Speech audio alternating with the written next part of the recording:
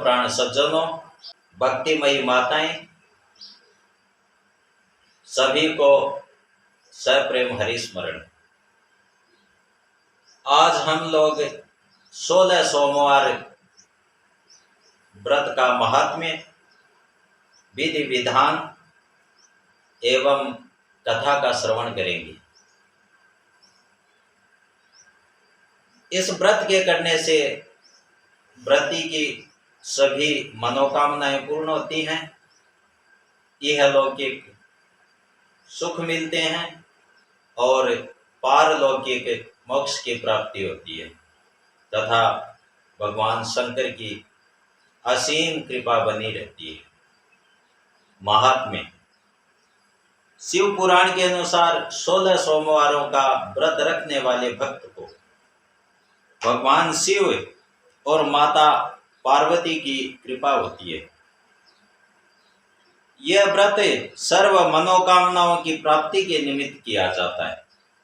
इस व्रत को विधि विधान पूर्वक करने से व्रती को भगवान शिव की कृपा प्राप्त होती है, हृदय में सात्विक भाव जागते हैं, बुद्धि निर्मल होती है और मनोवांछित फल प्राप्त होते हैं।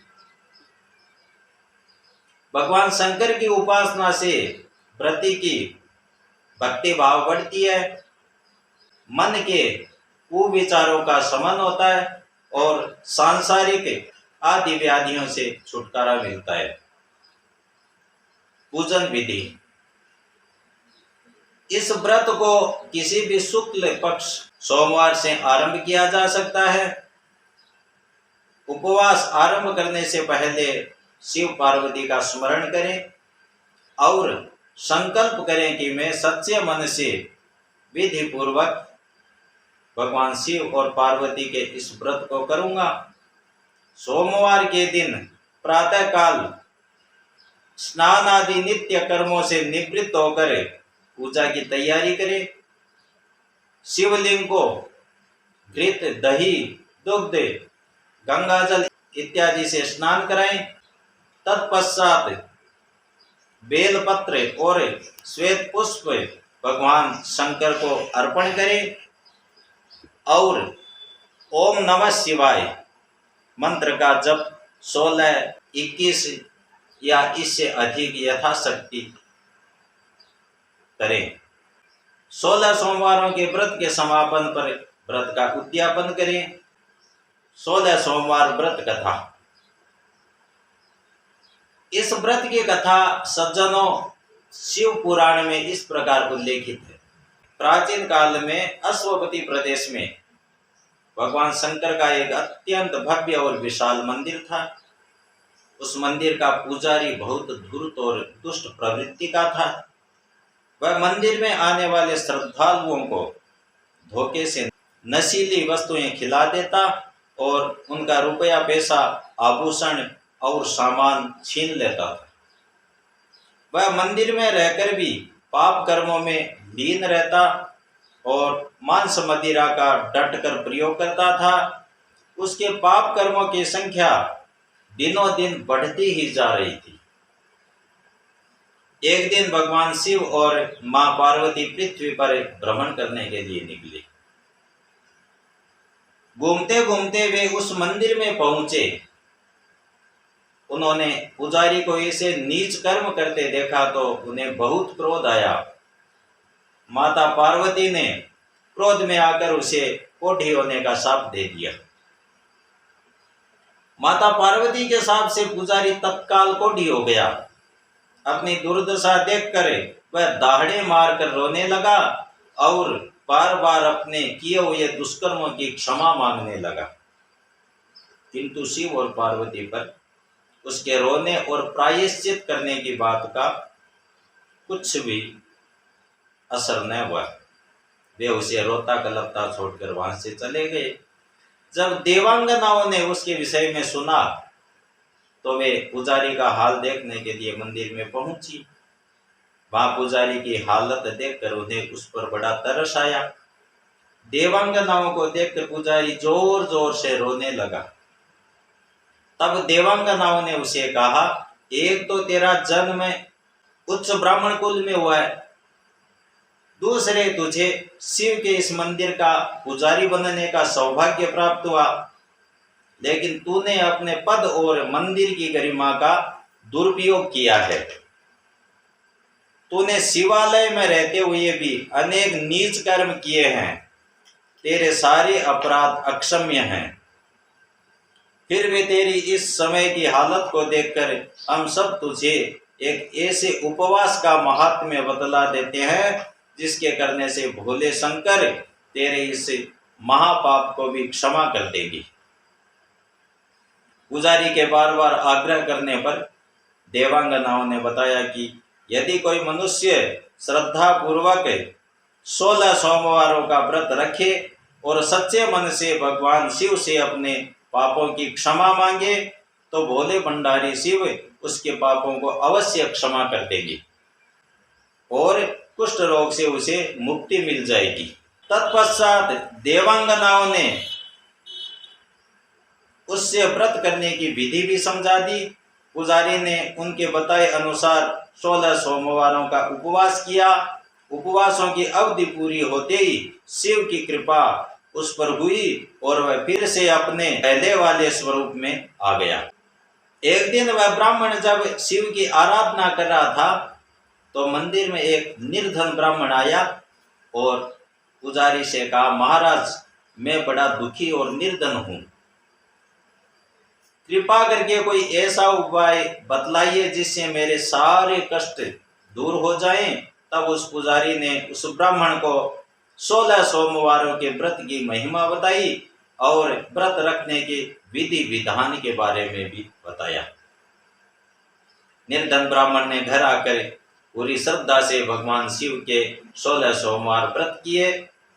व्रत पूरा करने के बाद एक दिन वह निर्धन ब्राह्मण एक ऐसे नगर में पहुंचा जहां उस नगर के राजा की कन्या का स्वयंवर रचाया जा रहा था। राजा ने शर्त रखी थी कि जिस भी व्यक्ति के गले में मेरी हाथीनी माला डाल देगी उसी के साथ में राजकुमारी का विवाह कर दूंगा। निर्धन ब्राह्मण के सौभाग्य से हाथीनी ने माला निर्धन ब्राह्मण के गले में डाल दी। उस निर्धन ब्राह्मण का विवाह राजकुमारी के साथ हो गया। राजा ने अपनी कन्या के विवाह पर उसे ढेरों वस्तुएं उपहार स्वरूप भेंट में दिया, जिसके कारण वह खूब सुखी और संपन्न हो गया। वह निर्धन ब्राह्मण जो अब हर तरह से संपन्न व्यक्ति बन गया, वह भगवान शिव के उपकार को नहीं भूला था। राजसी सुख भोग कर भी वह नित्य प्रति नियम से माँ पार्वती और भगवान शंकर की पूजा करता रहता था। एक दिन उसकी पत्नी उसे राजकन्या ने अपने पति से पूछा कि आपने कौन से ऐसे शुभ कर्म किए हैं जो आपको अनायास ही इतना धन दौलत और वैभव मिल गया। तब ब्राह्मण ने उसे बताया कि यह सब मुझे भगवान शिव की कृपा से प्राप्त हुआ है। उसने 16 सोमवारों के व्रत की बात भी अपनी पत्नी को बताई। अपने पति के उपवास के महात्म्य को सुनकर राजकुमारी ने भी 16 सोमवारों का उपवास रखना शुरू किया, जिसके फलस्वरूप उसे भगवान शंकर की कृपा प्राप्त हुई। उसे चंद्रमा के समान एक अत्यंत सुंदर बालक की भी प्राप्ति हुई। बालक की जब कुंडली बनाई गई तो पंडितों ने कहा कि यह बालक तेजस्वी है, यह बड़ा होकर चक्रवर्ती सम्राट बनेगा। बड़े बड़े राजा महाराजा इसके आगे अपना शीश झुकाएंगे। तब उसकी माता ने पुत्र के बड़े होने पर उससे भी 16 सोमवारों के उपवास कराए। जब वह विवाह योग्य हुआ तो विदर्भ देश की राजकुमारी के साथ उसका विवाह हो गया। अपनी पुत्री के विवाह में विदर्भ नरेश ने उसे बहुत से दहेज के साथ साथ अपने राज्य का आधा हिस्सा भी दहेज के रूप में दे दिया। इस प्रकार पंडितों की भविष्यवाणी सत्य साबित हुई। राजकुमार के माता पिता वृद्ध हो गए तो वे राजपाट अपने पुत्र को सौंपकर तीर्थाटन पर चले गए। माता पिता के चले जाने के बाद राजकुमार बड़ा विचलित हुआ। अब वह रात दिन भोले शंकर की भक्ति में लीन रहने लगा। उसे इस प्रकार शिव भक्ति में लीन देखकर राजकुमारी चिंतित हो उठी।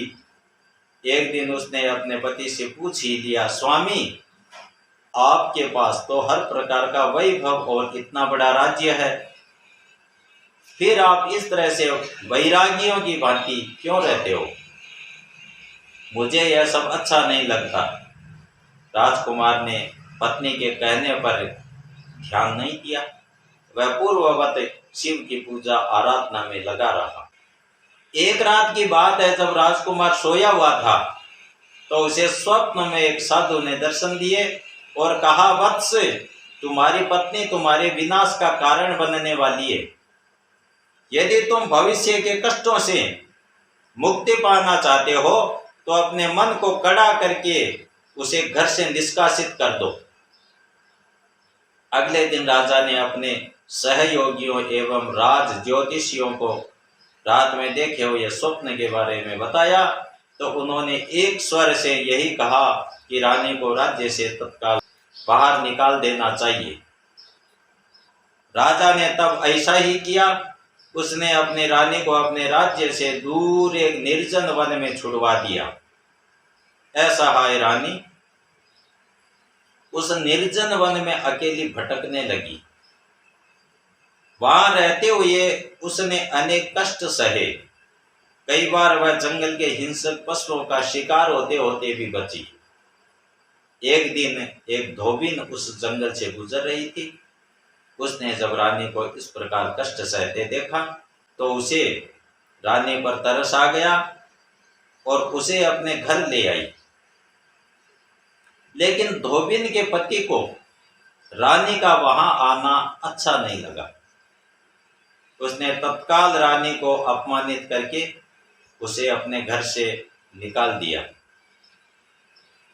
अपनी पत्नी को भी उसने बहुत लताड़ा। रानी फिर से जंगलों में मारी मारी फिरने लगी। रानी ने साधु के बताए अनुसार ही 16 सोमवारों के व्रत श्रद्धा पूर्वक किए।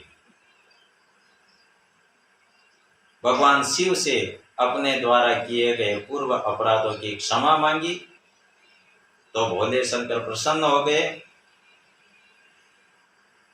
उन्होंने राजा को स्वप्न में दर्शन दिया और कहा कि तुम्हारी रानी पहले जैसी स्त्री नहीं रही है, उसके मनोभाव में बहुत परिवर्तन हो चुका है, अतः अब वह उसे अपने महल में ले आए।